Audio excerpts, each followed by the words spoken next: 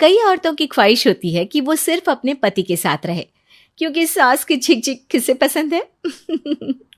एकता की सास साथ नहीं रहती, सिर्फ पति और वो। लेकिन क्या है एकता की जिंदगी बिना सास के? देखिए। अरे अरे एकता, क्या है? रोज लेट उठती हो, कभी तो वक्त पर उठा करो। हाँ, लेकिन उठना क्यों है वक्त पर? 8 बजे तो उठ जाती हूँ मैं। देखो एकता, ये नहीं चलेगा। सुबह 6 बजे उठा करो। खाने में थोड़ी वैरायटी बनाओ और घर को साफ सुथरा रखो ना। अरे अरे अरे, जो मुंह में आ रहा है बोले जा रहे हो। क्या मेरा घर गंदा रहता है? कितना साफ रखती हूँ। खाने में भी हमेशा मैंने अच्छी चीजें बनाई हैं। और फिर ये 6 बजे उठने की जिद क्यों? देखो, मैं नहीं जानता, बस 7 बजे तक घर के मंदिर में दिया जल जाना चाहिए। एकता बेचारी करती भी क्या, पति की बात माननी भी तो जरूरी होती है। एक दिन एकता सुबह पूजा करके पति को प्रसाद देने कमरे में जाती है, तो पति अपनी माँ से फोन पर बात कर रहा है। हाँ माँ, मैंने तो साफ बोल दिया, सुबह 6 बजे उठना है, नहा कर ही किचन में जाना है और 7 बजे तक मंदिर में दिया जल जाना चाहिए। आ रही होगी चाय लेकर। चलिए मैं रखता हूँ माँ, बाय। बेचारी एकता ने पति का ये रूप तो सोचा ही नहीं था। वो पति से कहती है, सुनिए, अब सारा काम हो चुका है घर पर, क्या करूं? मुझे कुछ देर के लिए मेरी सहेली सौम्या, उसके घर छोड़ दीजिए। अरे कैसी बात करती हो कि घर पर कुछ काम करने को नहीं है? होली आ रही है, बाजार से आलू ले आओ, पापड़ बनाओ, नमकीन बनाओ, दही बड़े बनाओ। सब कुछ आज ही बनाना है? अरे अब मन कर रहा है कि सहेली के घर जाऊं तो जाऊंगी ना मैं। आप नहीं ले जाएंगे तो कैब से चली जाऊंगी। अरे अरे, ये क्या बात होती है? चलो ले जाता हूँ तुम्हें, तैयार हो जाओ जल्दी से। कैब की धमकी तो ऐसे दे रही हो जैसे माँ ने दरवाजे में कैब खड़ी कर रखी हो विथ ड्राइवर। बढ़िया आई कैब वाली। हाय रे एकता की किस्मत। वो सोचती है कि सास साथ नहीं है, लेकिन पति के हाव भाव किसी अक्कड़ू सास से कम ही नहीं है।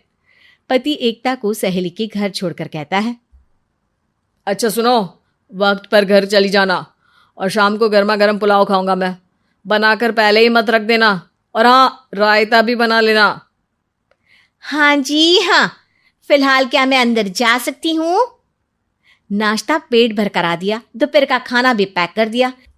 पहले जो खाया है उसे तो पचा लो, दिन का खा लो, अभी से रात के खाने की चिंता में बाल न जड़ जाए कहीं। पति को एकता की बात पर गुस्सा तो बहुत आता है, लेकिन ऑफिस में देरी के कारण वो कुछ नहीं कहता।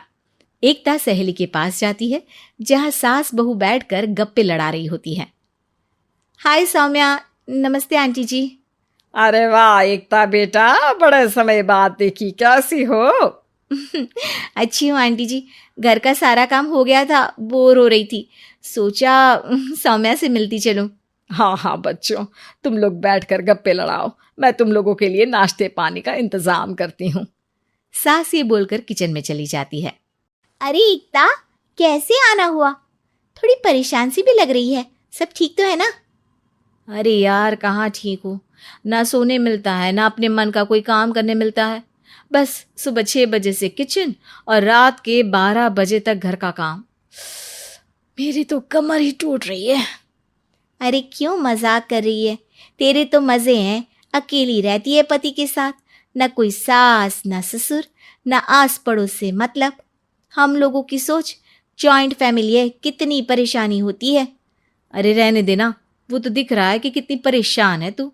सास किचन का काम कर रही है और तू सहेली से गप्पे। ऐसा कहाँ होता है यार।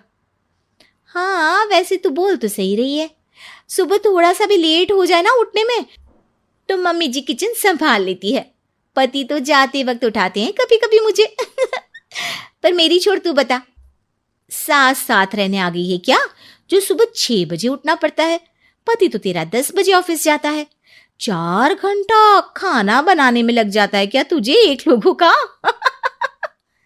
अरे रहने देना यार, मेरा तो पति ही सास से कम नहीं है। सारा दिन का ड्रामा, अरे बातें सुनाना, बोलियां बोलना, कोसना, क्या क्या नहीं आता है उसे। यार मैं तो हैरान होती हूँ कभी कभी कि ये सास की आत्मा तो नहीं आ जाती ना इसमें। अरे परेशान हो चुकी हूँ।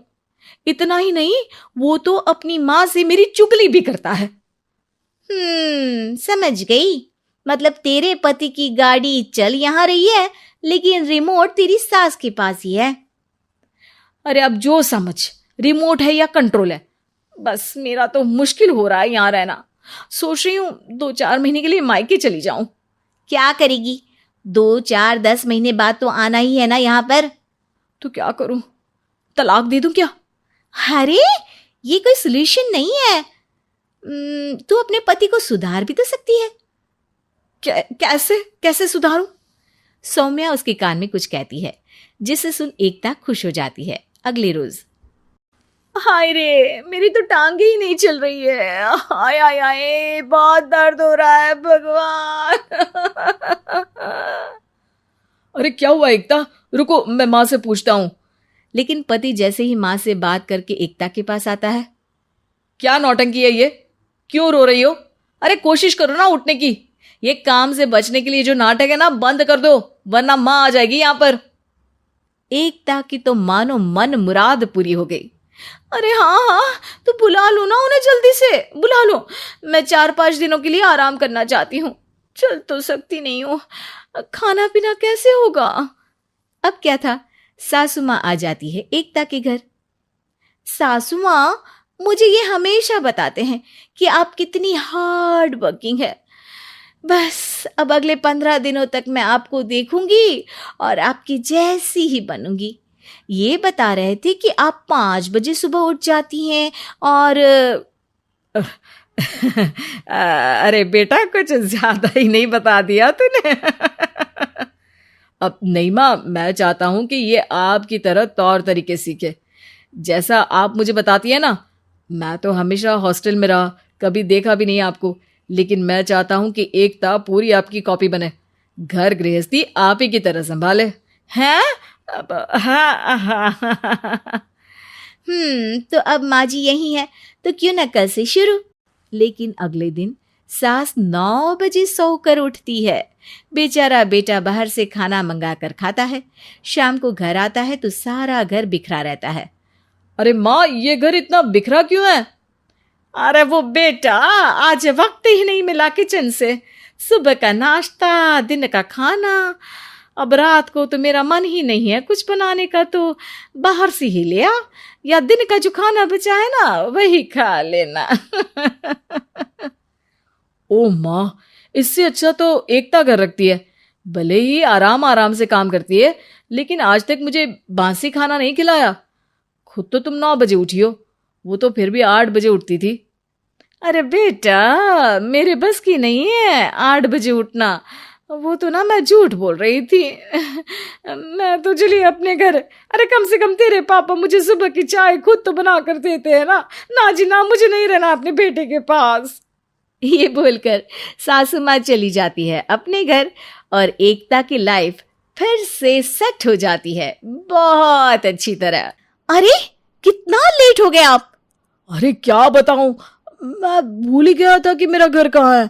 मैं किसी और के घर में घुस गया, वहां मुंह हाथ धो लिए और जैसे ही कुछ खाने के लिए किचन में गया, एक औरत चिल्लाई, कौन हो तुम? यहाँ क्या कर रहे हो तुम?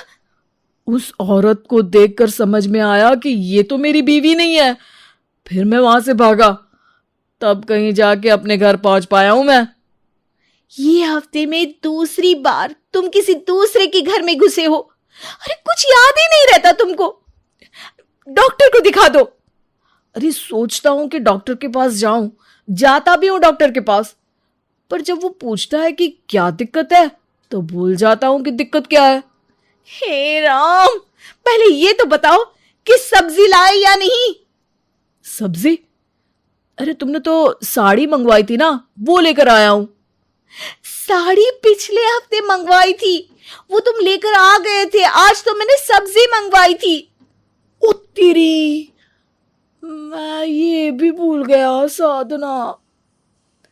साधना? कौन साधना? मेरा नाम साक्षी है। अच्छा अच्छा, ऐसा है, तुमने नाम बदल लिया। वैसे साधना भी बुरा नाम नहीं था, पर साक्षी भी अच्छा ही है। चलो। अरे अब तुम मेरा नाम भी भूलने लगे। आगे से याद रखूंगा साधना।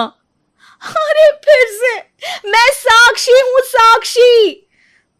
अच्छा, तो फिर ये साधना कौन है? कौन है? यार अब तुम कंफ्यूज कर रही हो। आराम से बैठकर अपना नाम क्यों नहीं डिसाइड कर लेती? चलो मुझे सोने जाना है, कल बात करते हैं। साक्षी के दिमाग का दही करके भुलक्कड़ विवेक सोने चला जाता है।